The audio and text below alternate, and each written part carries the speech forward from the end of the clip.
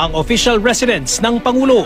Mataas ang kisame sa receiving area nito. May mangilang-ilang muebles kaya lutang ang malawak na floor area. Wala raw balak sila Hanilet na dagdagan pa ang laman ng receiving area. Ay hindi, kasi hindi naman amin po. So wala kayong Tsaka pag nag-decorate ka dyan, nag-ano ka ng pera na kayo.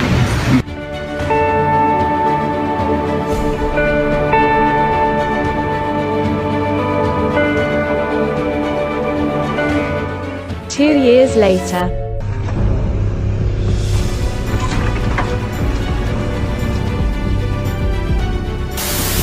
Ngayon ay mala resort na ang vibe dahil sa swimming pool at berdeng kapaligiran nito.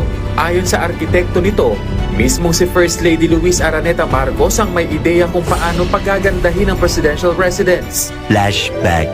Wala raw balak sila Hanilet na dagdagan pa ang laman ng receiving area.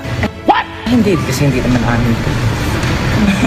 So wala kayong Tsaka pag nag-decorate ka dyan, nag-ano ka ng pera na kayo.